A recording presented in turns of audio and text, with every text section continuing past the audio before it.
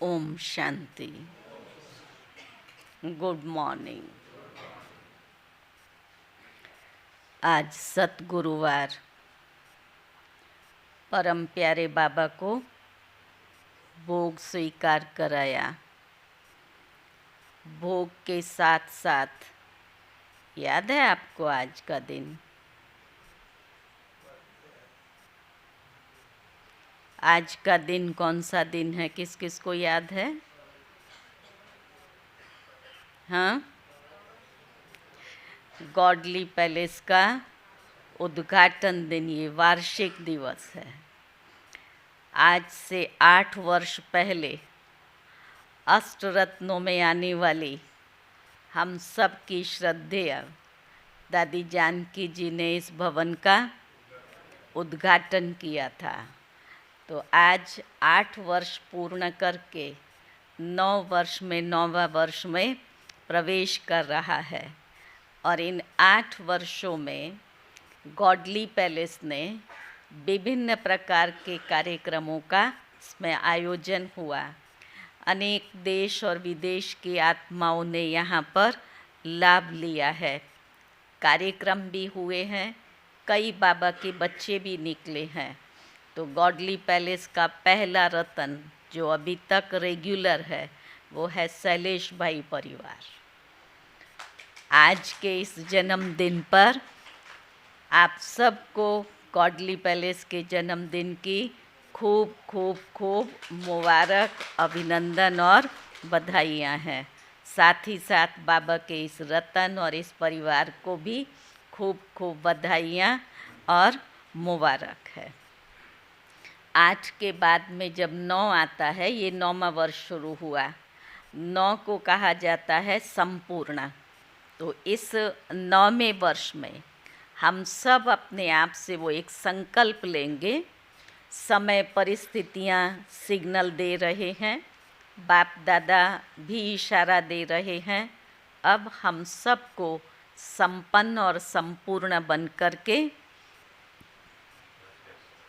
घर वापस चलना है। तो अपनी उस श्रेष्ठ स्थिति को बनाने के लिए जो बाबा ने लास्ट में मुरली में कहा था कि अब बच्चों में बेखत की वैराग्य वृत्ति चाहिए। उस वैराग्य वृत्ति के आधार से जो भी रहे हुए हिसाब किताब या संस्कार स्वभाव हैं ऑटोमेटिक ख़त्म हो जाएंगे।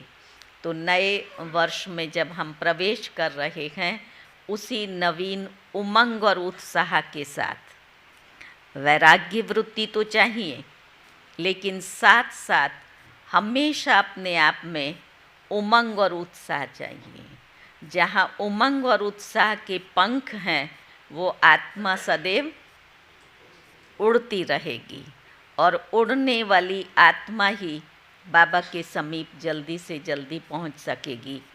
तो दूसरा संकल्प ये करेंगे, चाहे किसी भी प्रकार की परिस्थितियां हों, शारीरिक, आर्थिक, सामाजिक, लेकिन हर परिस्थिति में जैसे बाप दादा कहते हैं, हिमालय जैसी, पहाड़ जैसी परिस्थिति आ जाए तो भी तुम्हारी खुशी गायब ना हो, गुम ना हो। तो हर परिस्थिति को अपने उमंग और उत्साह से हम पास करते चलेंगे, क्योंकि परिस्थितियां तो आनी ही हैं।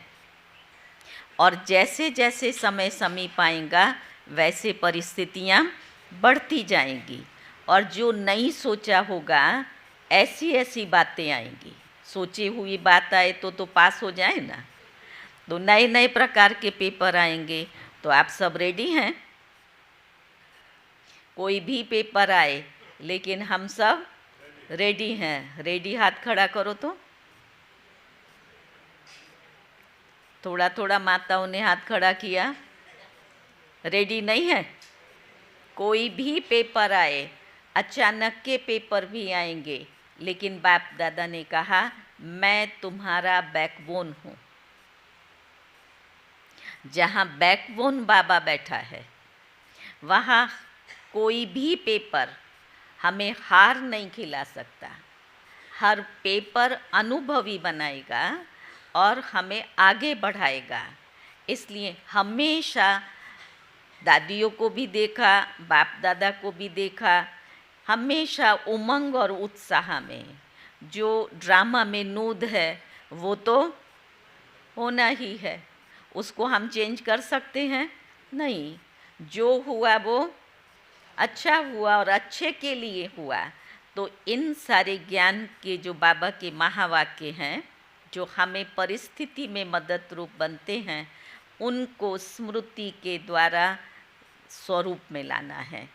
तब हम इन पेपर्स में पास हो सकेंगे और जो हमारे जीवन का लक्ष्य है उस लक्ष्य को प्राप्त कर सकेंगे। क्योंकि अंतिम पेपर में ये बाबा ने बहुत स्पष्ट कहा है, जब विनाश काल नज़दीक होगा तब ब्राह्मण आत्माएं अलवेली होंगी। अच्छा, निश्चय तो बाबा में है, वो तो रहेगा, लेकिन अलवेलापन होगा। तो उस चीज़ को भी चेक करते रहना, मेरी खुशी कम ना हो, किसी भी परिस्थिति से अलवेलापन ना आए। जैसे कई बार नहीं, शारीरिक कोई बीमारी आती है तो पुरुषार्थ में ढीलापन आ जाता है, कोई सामाजिक परिस्थिति आती है उसमें व्यस्त हो जाते हैं तो पुरुषार्थ में ढीलापन और अलवेलापन आ जाता है। हम वो बाबा के बच्चे हैं जिनके पास इन सब बातों की नॉलेज है कि ये होना ही है, ये आना ही है। तो पहले से हम अपने आप को रेडी रखेंगे कि नहीं, इन परिस्थिति में भी जहाँ भगवान का साथ है, बाबा मेरा साथी है, बैकबोन है, वहाँ हम उड़ते रहेंगे और दूसरों को भी ऐसे हल्के रहने की प्रेरणा देंगे। तो पुनः आप सर्व को आज के इस गॉडली पैलेस के 8वें जन्मदिन की खूब खूब खूब मुबारक, अभिनंदन और बधाई। आज हम बाबा के 4 तारीख के महावाक्य सुनेंगे। 4, 4 और 24 में भी 4 है। तो बाबा ने भी आज पूछा है कि आपको पूरा वर्षा लेना है घर गृहस्थ में रहते हुए? किस किस को लेना है? सबको लेना है। तो क्या करना पड़ेगा? अगर पूरा वर्षा लेना है घर गृहस्थ में रहते हुए तो क्या करना पड़ेगा? पूरा जीते जी मरना पड़ेगा। अच्छा, और क्या करना पड़ेगा पंकज भाई? हाँ, पूरा बलिहार जाना पड़ेगा। पंकज भाई क्या करना पड़ेगा?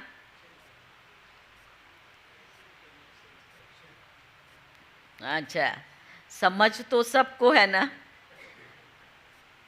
और बनना भी सबको है।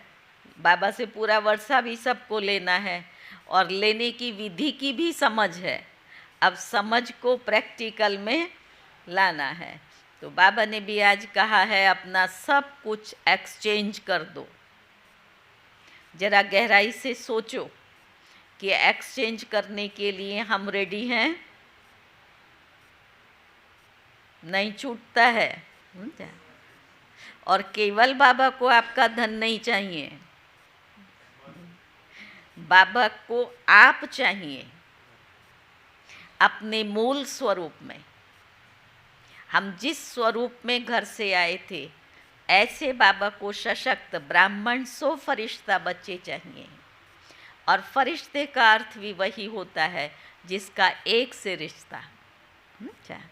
ऐसे हम बच्चे चाहिए। और जब हमारा एक से रिश्ता होगा तो ऑटोमेटिक जिन बंधनों में सूक्ष्म में आत्मा बंधी हुई है, उन बंधनों से मुक्त हो जाएगी। नहीं तो लास्ट तक भी ये बंधन छोड़ेंगे नहीं। और जितना नज़दीक पहुंचते जाएंगे उतना कड़े होते जाएंगे। ठीक है। तो आज की मुरली का सार है, मीठे बच्चे गृहस्थ व्यवहार में रहते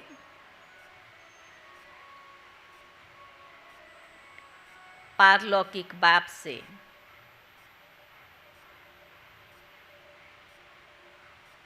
पूरा वर्षा लेना है।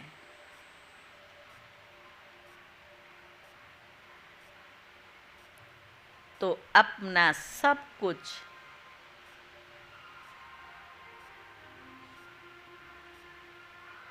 एक्सचेंज कर दो।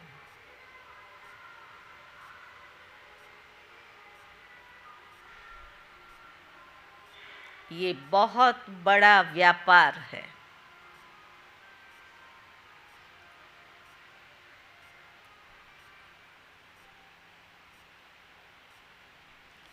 प्रश्न है, ड्रामा का ज्ञान किस बात में तुम बच्चों को बहुत मदद करता है?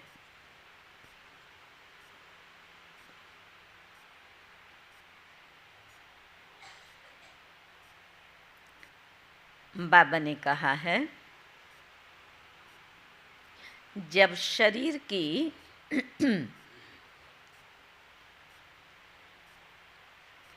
कोई बीमारी आती है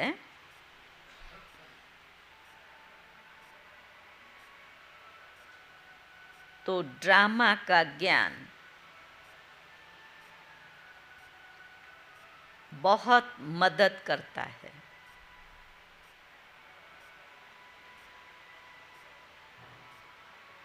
क्योंकि तुम जानते हो ये ड्रामा हूबहू रिपीट होता है।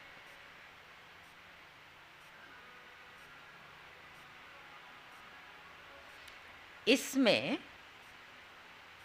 रोने पीटने की कोई बात नहीं।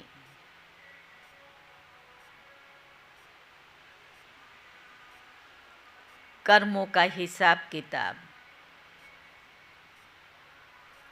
चुक तो होना ही है।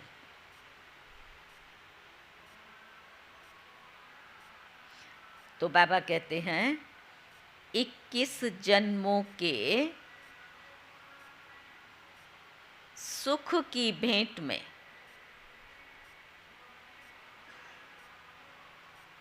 ये दुख कुछ भी नहीं भासता।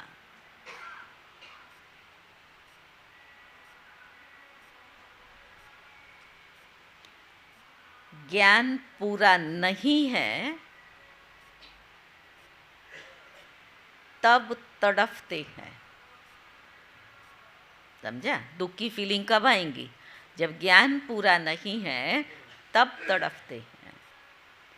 ओम शांति। भगवान उवाच, भगवान उनको कहा जाता है जिसको अपना शरीर नहीं है। ऐसे नहीं कि भगवान का नाम रूप देश काल नहीं है। नहीं, भगवान को शरीर नहीं है। नाम रूप देश काल सब है बाबा का, लेकिन शरीर नहीं है। बाकी सब आत्माओं को अपना अपना शरीर है। अब बाप कहते हैं, मीठे मीठे रूहानी बच्चे अपने को आत्मा समझकर बैठो। अटेंशन दिलाया। वैसे भी आत्मा ही सुनती है, पार्ट बजाती है, शरीर द्वारा कर्म करती है, संस्कार आत्मा ले जाती है। अच्छे बुरे कर्मों का फल भी आत्मा ही भोगती है, शरीर के साथ। भोगना कब है? शरीर के साथ। बिगर शरीर के तो कोई भी भोगना भोग नहीं सकते। इसलिए बाप कहते हैं, अपने को आत्मा समझकर बैठो। बाबा हमको सुनाते हैं और हम आत्मा इस शरीर के द्वारा सुन रही हैं। सब आ जाओ अटेंशन में। बाबा हमें सुना रहे हैं और हम आत्मा इस शरीर के द्वारा सुन रही हैं।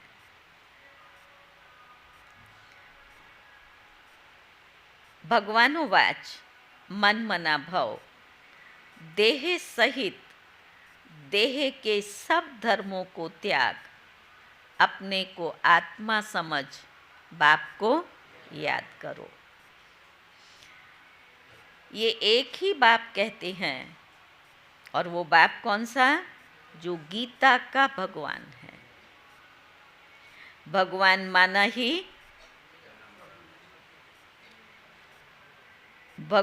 माना ही जन्म मरण रहित। बाप समझाते हैं मेरा जन्म अलौकिक है और कोई ऐसे जन्म नहीं लेते हैं जैसे मैं इनमें प्रवेश करता हूँ।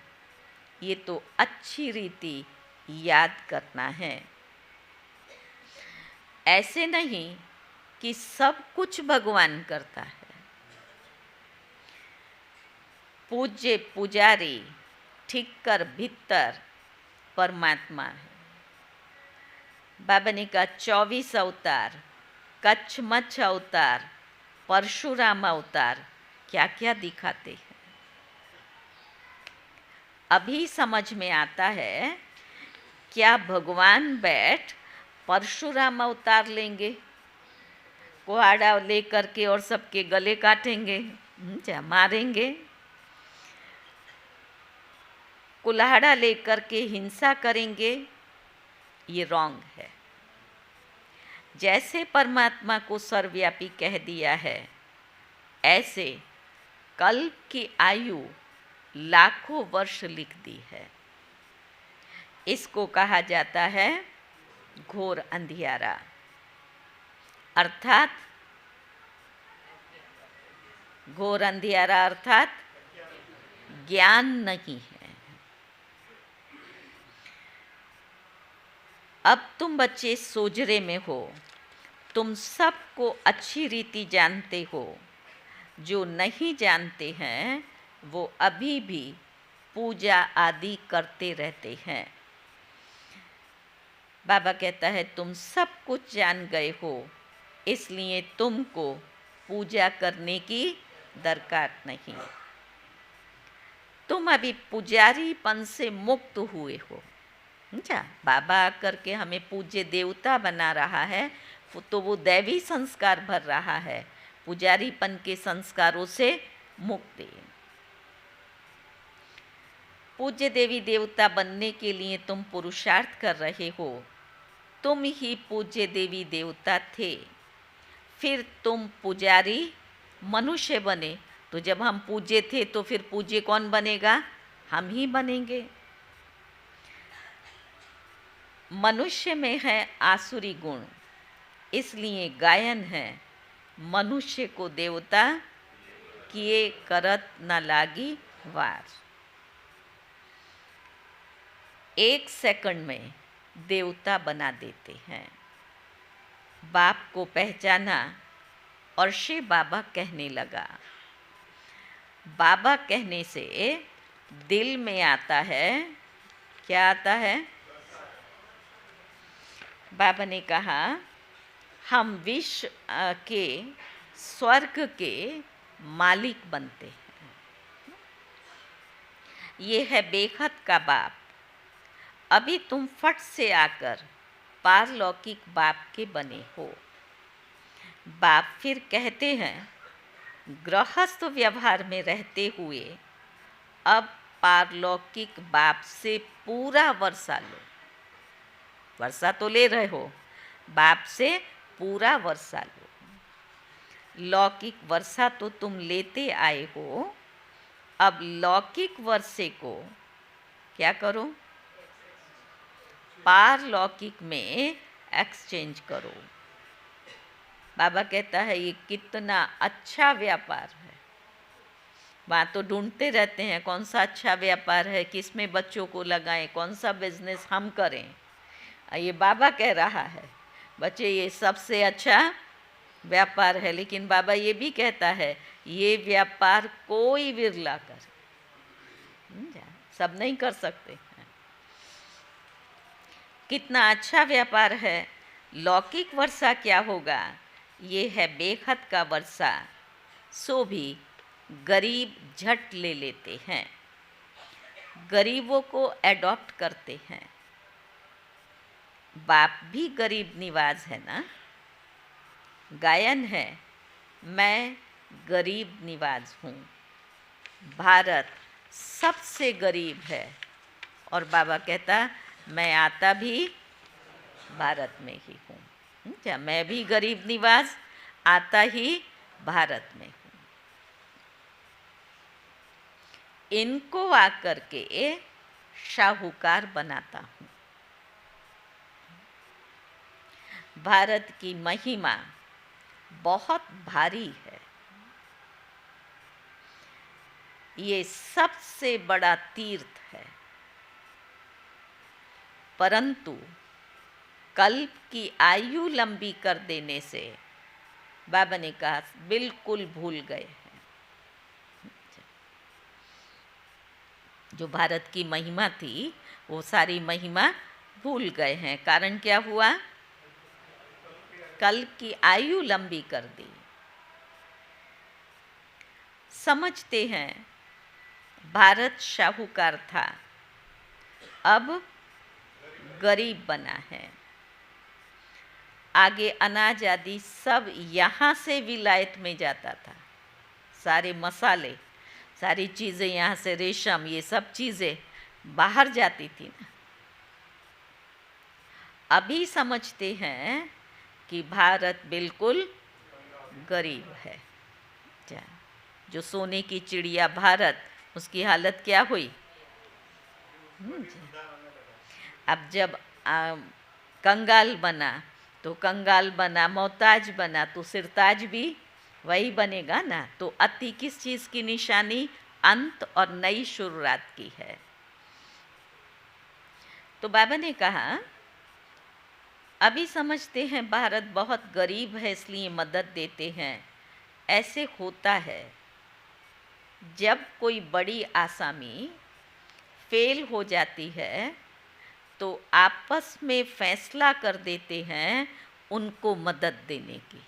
भाई इतना बड़ा व्यक्ति, इतना रॉयल अबिदे वाला मारा या इसकी ये परिस्थिति हुई तो दूसरे लोग मिलकर के सब मदद करते हैं ना। तो बाबा ने कहा ये भारत है सबसे प्राचीन, भारत ही हेवन था।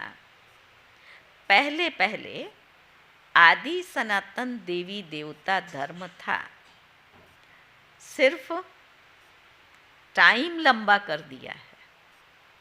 देवी देवता धर्म तो था, सिर्फ टाइम लंबा कर दिया है, इसलिए मूंझते रहते हैं। भारत को मदद भी कितनी देते हैं, बाप को आना भी भारत में ही है।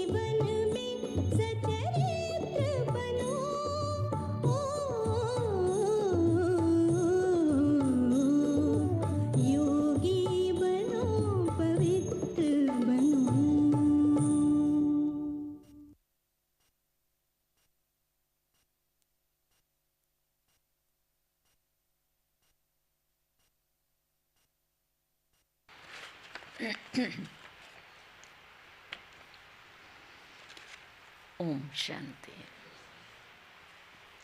तो बाबा ने कहा, बाप को आना भी भारत में ही है। तुम बच्चे जानते हो, हम बाप से वर्षा ले रहे हैं। लौकिक बाप का वर्षा एक्सचेंज करते हैं पारलौकिक से। जैसे में कौन आएगा? जैसे में कौन आएगा? जैसे इसने किया, ब्रह्मा बाबा ने किया। हाथ खड़ा करो तो ब्रह्मा बाबा ने जैसे एक्सचेंज करने वाले। बाबा कहता है लौकिक को अलौकिक पारलौकिक में एक्सचेंज कर दो, जैसे ब्रह्मा बाबा ने किया। देखा, पारलौकिक बाप से तो ताज तख्त मिलता है, कहाँ वो बादशाही और कहाँ ये गदाई। बाबा को नहीं एकदम वैराग आया और बाबा ने सब कुछ छोड़ा, समर्पण किया। कहा भी जाता है फॉलो फादर। भूख मरने की तो बात ही नहीं। बाप कहते हैं ट्रस्टी होकर संभालो। फिर उसका अर्थ समझना, ये जैसे ब्रह्मा बाबा ने सब कुछ समर्पण किया, आपको ऐसा सब यज्ञ में स्वाहा कर देना है, वो बाबा नहीं कह रहा है। बाबा ने क्या कहा? ट्रस्टी होकर संभालो। पर ट्रस्टी से फिर गृहस्थी बन जाते हैं, ट्रस्टी रहते नहीं हैं। कहते ज़रूर हैं हम ट्रस्टी हैं, लेकिन रहता तो मेरा ही है। मेरापन अंदर से निकलता नहीं है, या निकल जाता है? निकल जाता है। यहाँ की बात नहीं है, जब ट्रस्टी बने तब की बात है। ट्रस्टी आप अपने परिवार में रहते हुए हो, तो वो अंदर से निकला, ये मेरा नहीं है, ममत्व। तो बाबा ने कहा, बाप कहते हैं ट्रस्टी होकर संभालो। बाप आकर सहज रास्ता बताते हैं। बच्चों ने बहुत तकलीफ़ देखी है, तब तो बाप को बुलाते हैं, हे परम पिता परमात्मा रहम करो। सुख में कोई भी बाप को याद नहीं करते और दुख में सब सिमरन करते हैं। मैं ही आकर तुमको बतलाता हूँ, बच्चे अपने को आत्मा समझो और मुझ पारलौकिक बाप को याद करो। तो बाबा ने कहा, तो तुम्हारे पाप कट जाएंगे, सिमर सिमर सुख पाओ, कल कलेश मिटे सब तन मन के। तो जो भी शरीर के दुख हैं वो सब मिट जाएंगे। किससे? सिमर सिमर माना इस याद से। तुम्हारी आत्मा और शरीर दोनों पवित्र बन जाएंगे। तुम ऐसे कंचन थे, फिर पुनर्जन्म लेते आत्मा पर जंग चढ़ जाती है, फिर शरीर भी पुराना मिलता है। जैसे सोने में अलॉय पड़ जाता है, पवित्र सोने का जेवर भी पवित्र होगा ना, उसमें फिर चमक भी बहुत होती है। जेवर क्या है? शरीर। अलॉय वाला जेवर काला होगा। बाप कहते हैं तुम्हारे में खाद पड़ी है, अब उसको निकालना है। कैसे निकलेगी? बाप से योग लगाओ। पढ़ाने वाले के साथ योग लगाना होता है। ये तो बाप, टीचर, गुरु सब कुछ है। उनको याद करो तो तुम्हारे विकर्म विनाश होंगे। वो तुमको पढ़ाते भी हैं। पतित पावन सर्वशक्तिवान तुम मुझे ही कहते हो। कल्प कल्प बाप ऐसे ही समझाते हैं। मीठे मीठे सिकी लदे बच्चे, तुम 5000 वर्ष के बाद आकर के हमको मिले हो, इसलिए तुमको सिकी लदे कहा जाता है। लंबे समय के बाद मिले ना, सिक से, इसलिए तुमको सिकी लदे कहा जाता है। अब देहे का अहंकार छोड़ आत्माभिमानी बनो। सिकी लदे तो बने भगवान के, अब भगवान डायरेक्शन देते हैं, देहे अभिमान को छोड़ आत्मा अभिमानी बनो। आत्मा का भी ज्ञान दे दिया जो बाप बिगर कोई दे ना सके। कोई मनुष्य नहीं जिसको आत्मा का ज्ञान हो। सन्यासी, उदासी, गुरु, गोसाई कोई भी नहीं जानते। अब वो ताकत नहीं रही है, सबकी ताकत कम हो गई है। सारा झाड़ जड़जड़ी भूत अवस्था को पाया हुआ है। अब फिर नई स्थापना हो रही है। बाप आकर के वैरायटी झाड़ का राज समझाते हैं। कहते हैं पहले तुम राम राज्य में थे, फिर जब तुम वाम मार्ग में जाते हो तो रावण राज्य शुरू हो जाता है। फिर और धर्म वाले आते हैं, फिर भक्ति मार्ग शुरू हो जाता है। आगे तुम भी ये सब बातें नहीं जानते थे। कोई से भी जाकर पूछो तुम रचयिता और रचना के आदि मध्य अंत को जानते हो, तो कोई भी तुमको बतलाएंगे नहीं। बाप भक्तों को कहते हैं अब तुम जज करो, बोर्ड पर भी लिख दो। एक्टर होकर ड्रामा के डायरेक्टर, क्रिएटर, प्रिंसिपल एक्टर को नहीं जानते तो ऐसे एक्टर को क्या कहेंगे? सुन रहे हैं पीछे भाई? क्या कहा बाबा ने? नटू भाई रिपीट करो तो। क्या कहा बाबा ने? तो बाबा ने कहा हम आत्मा यहाँ भिन्न भिन्न शरीर लेकर के पार्ट बजाने आते हैं, तो ज़रूर ये नाटक है ना। गीता है माता और बाप है शिव, बाकी सब है रचना। गीता नई दुनिया को क्रिएट करती है, ये भी किसको मालूम नहीं है कि नई दुनिया कैसे क्रिएट होती है। नई दुनिया में पहले पहले तो तुम ही हो। अभी है पुरुषोत्तम संगम योगी दुनिया। ये पुरानी दुनिया भी नहीं है तो नई दुनिया भी नहीं है, बीच का संगम युग है। ये है ही संगम। ब्राह्मणों की चोटी है। विराट रूप में भी न शिव बाबा को दिखाते हैं न ब्राह्मण चोटी को दिखाते हैं। समझा? विराट रूप के चित्र से दोनों को गुम कर दिया, ब्राह्मण और शिव बाबा को। तुमने तो चोटी भी दिखाई है ऊपर में। तुम ब्राह्मण बैठे हो, फिर हैं देवताएं, फिर क्षत्रिय, द्वापर में पेट के पुजारी, फिर शूद्र बनते हैं। वैसे है ना, तो बाबा ने कहा पेट में है पुजारी, चोटी पर ब्राह्मण, मस्तिष्क में देवताएं, भुजा समान क्षत्रिय, पेट समान वैश्य, और पैर समान शूद्र हैं।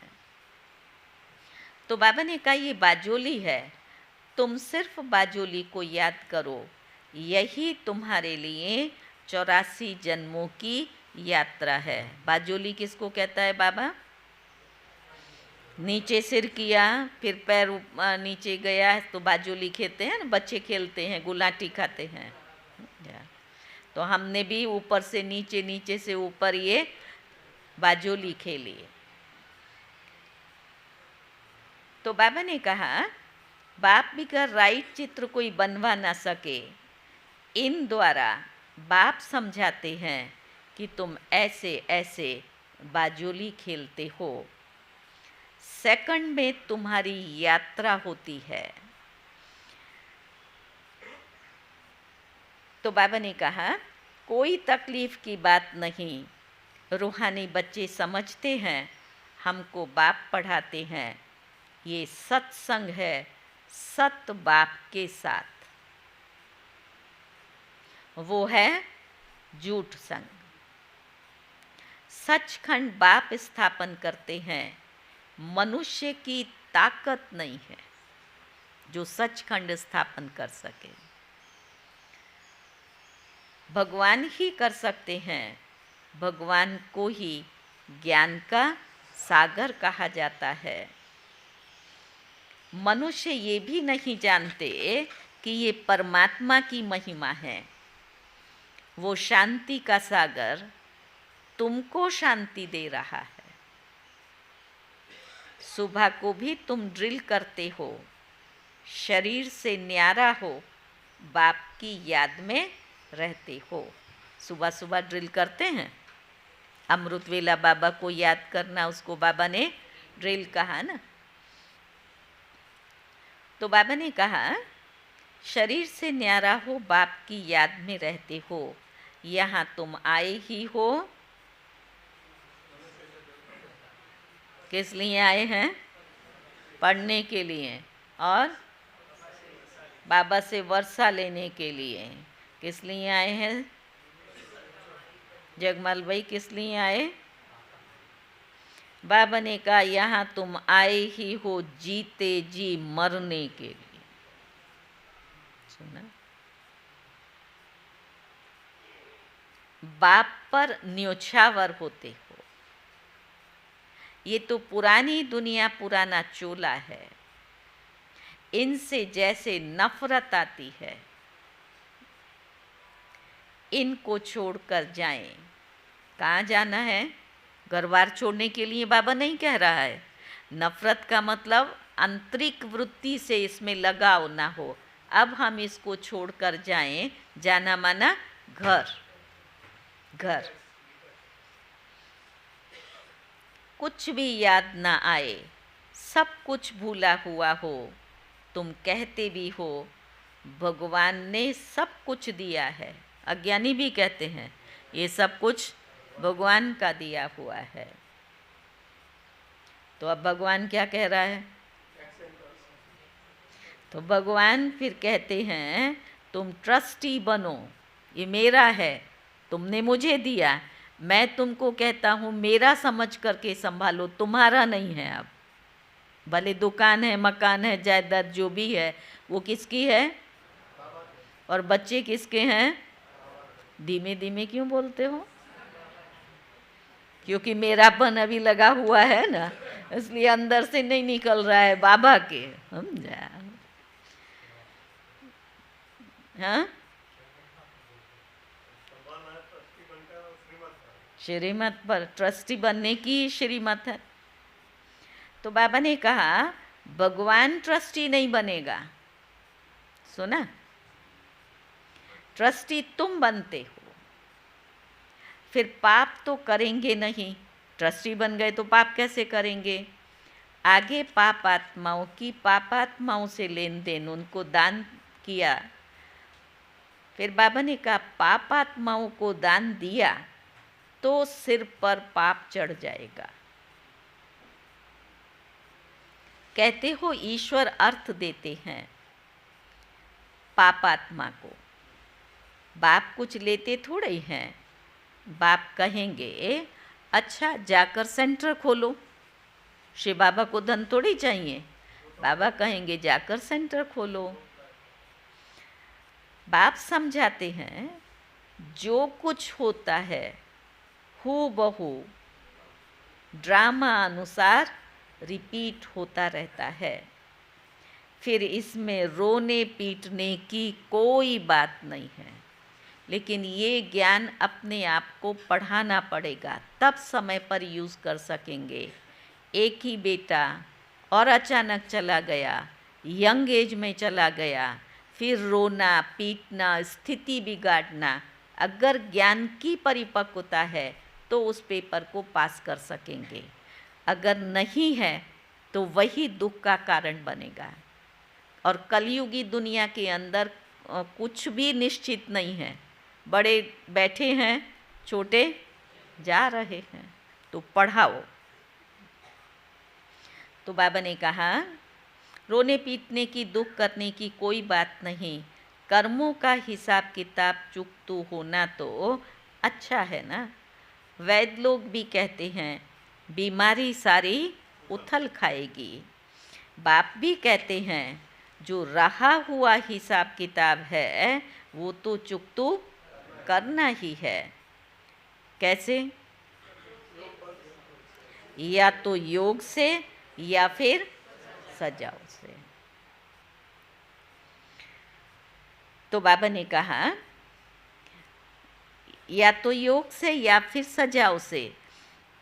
सजाएं तो बहुत कड़ी हैं, उनसे बीमारी आदि में चुकतू होता है तो बहुत अच्छा। ये जगदीश भाई हमेशा कहा करते थे मुझे धर्मराजपुरी में नहीं जाना है। शरीर से जो कर्म भोगना है वो भोग करके चुकतू करनी है, लेकिन योग बल तो है ही है, फिर भी शारीरिक कर्म भोग है तो उस कर्म भोग का हिसाब किताब चुकतू करेंगे, लेकिन धर्मराजपुरी में नहीं जाना है। तो बाबा ने कहा बीमारी आदि में चुकतू होता है, बहुत अच्छा। वो दुख 21 जन्मों के सुख की भेंट में भासता नहीं है। ये चुकतू हो रहा है, फिर हमारा जो 21 जन्म है वहाँ जरा भी दुख नहीं होगा, तो बाबा कहता उसकी भेंट में तुम्हें फीलिंग नहीं आएगी, भासता नहीं है। क्योंकि सुख बहुत है, ज्ञान पूरा नहीं है तो बीमारी में कुड़कते रहते हैं। ऐसे हुए, इससे तो शरीर छूटे, ये चिंतन चलता रहता है सारा समय।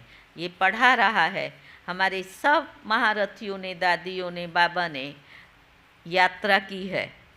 क्या बाबा उसको यात्रा कहता था? हॉस्पिटल जाना ये यात्रा है, पर दुखी नहीं हुआ कोई भी।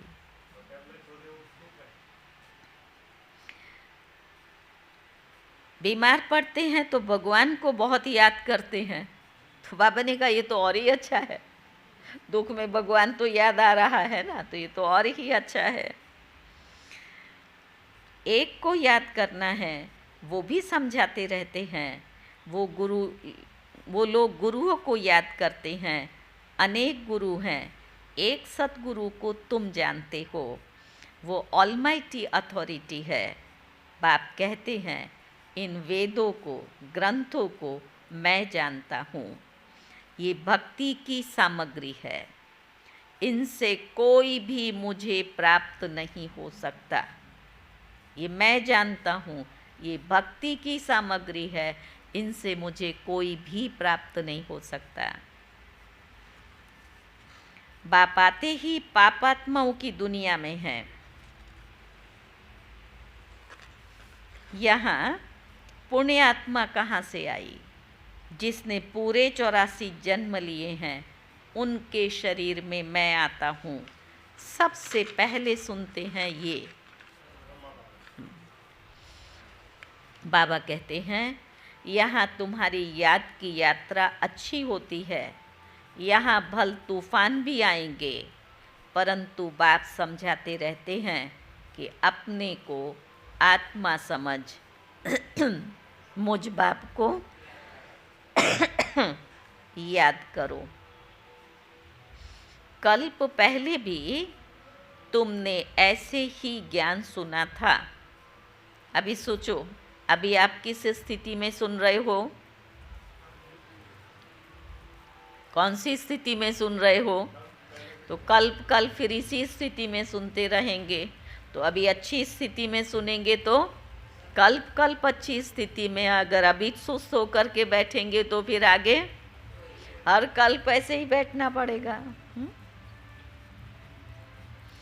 दिन प्रतिदिन तुम ज्ञान सुनते रहते हो, राजधानी स्थापन होती रहती है, पुरानी दुनिया का विनाश भी होना ही है। अच्छा, मीठे मीठे सिक्की लदे बच्चों प्रति माता पिता बाप दादा का याद प्यार और गुड मॉर्निंग।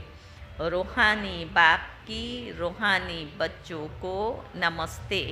हम रूहानी बच्चों की रूहानी बाप को नमस्ते नमस्ते। धारणा की पहली पॉइंट है, सवेरे सवेरे उठ शरीर से न्यारा होने की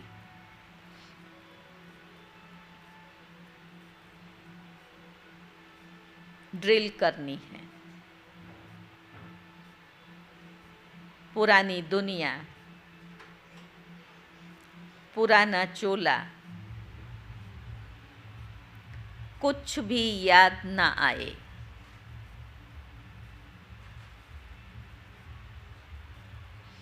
सब कुछ भूला हुआ हो।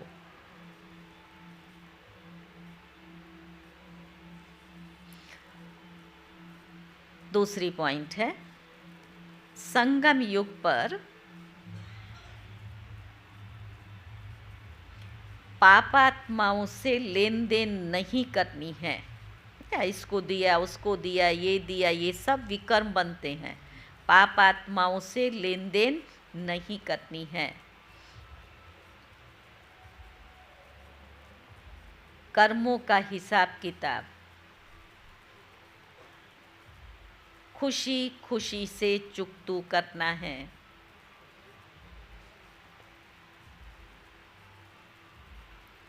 रोना पीटना नहीं है।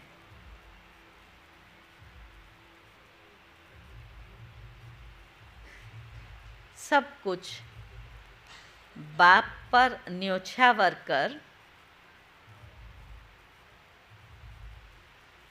फिर ट्रस्टी बन संभालना है।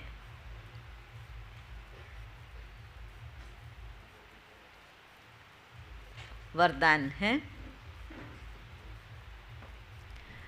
महसूसता की शक्ति द्वारा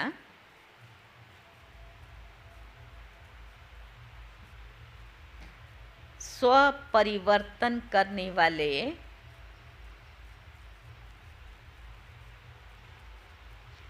तीव्र पुरुषार्थी भव।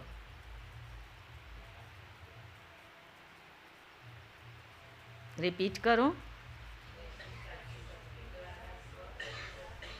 स्व परिवर्तन करने वाले तीव्र पुरुषार्थी भव। कोई भी परिवर्तन का सहज आधार महसूसता की शक्ति है।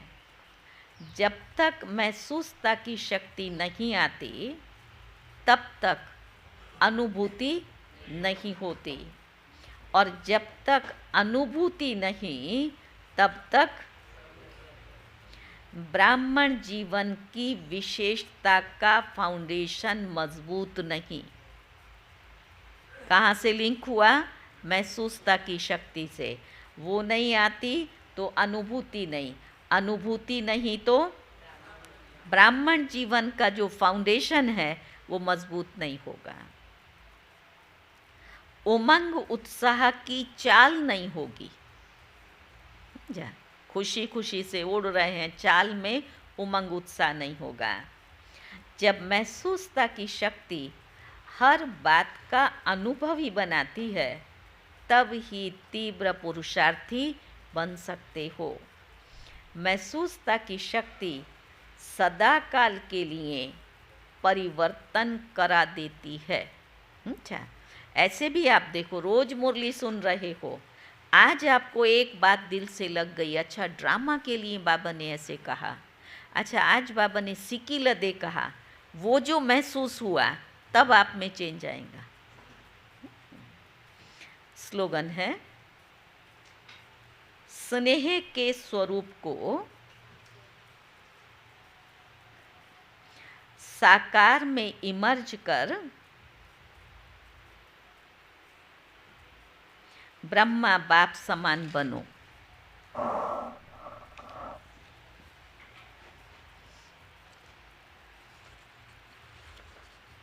आज का स्वमान है, मैं संपूर्ण हूँ। सुना? हमने भी 9वें वर्ष में प्रवेश किया है तो वो भी सिग्नल देता है संपूर्णता का। तो आज बाबा ने भी हम सब बच्चों को स्वमान दिया, मैं संपूर्ण हूँ। जैसे बाप के संस्कार सदा उदारचित कल्याणकारी, बाबा के संस्कार सुनो, बाप के संस्कार सदा उदारचित कल्याणकारी, निस्वार्थ, रहम दिल, परोपकार आदि है। हेलो। उदारचित, फिर कल्याणकारी, फिर निस्वार्थ, रहम दिल, परोपकारी है। ऐसे आप बच्चों के भी संस्कार हों, सदा आपस में एक मत, स्नेही, सहयोगी बन संस्कार मिलन करना, यही महानता है। संस्कारों का टक्कर ना हो ना, संस्कारों का टकराव होता है ना, तो बाबा ने कहा संस्कारों का टक्कर ना हो, लेकिन सदा संस्कार मिलन की रास करते रहो। संस्कारों को मिलाना अर्थात संपूर्णता को और समय को समीप लाना है। कितना अच्छा कहा, क्या कहा? संस्कारों को मिलाना, क्या हुआ? समय को और संपूर्णता को समीप लाना है। ओम शांति।